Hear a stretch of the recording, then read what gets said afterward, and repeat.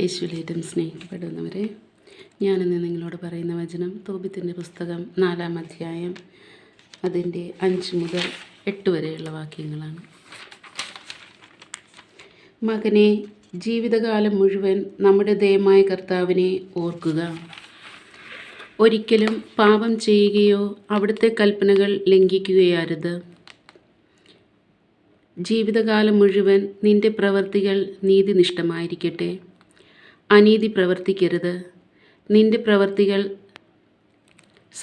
സത്യനിഷ്ഠമായിരുന്നാൽ എല്ലാ ചെയ്തികളിലും നിനക്ക് ഐശ്വര്യം കൈവരും. നീതിനിഷ്ഠയോടെ ജീവിക്കുന്നവർക്ക് നിന്റെ സമ്പാദ്യത്തിൽ നിന്ന് ദാനം ചെയ്യുക. ദാനധർമ്മം ചെയ്യുന്നതിൽ മടി കാണിക്കരുത്. പാവപ്പെട്ടവനിൽ നിന്ന് മുഖം തിരിച്ചു കളയുകയും അരുത്. അപ്പോൾ ദൈവം നിന്നിൽ നിന്ന് മുഖം തിരിക്കുകയില്ല. സമ്പത്തേറുമ്പോൾ അതനുസരിച്ച് ദാനം ചെയ്യുക. കുറച്ചേ ഉള്ളൂ എങ്കിൽ അതനുസരിച്ച് ദാനം ചെയ്യാൻ മടിക്കരുത്. സ്നേഹമുള്ളവരെ, ഈ വചനത്തിൻ്റെ അഭിഷേകം നിങ്ങളെല്ലാവരിലും ഉണ്ടാകട്ടെ. ദൈവം നിങ്ങളെല്ലാവരെയും സമൃദ്ധമായി അനുഗ്രഹിക്കട്ടെ. ആമേൻ.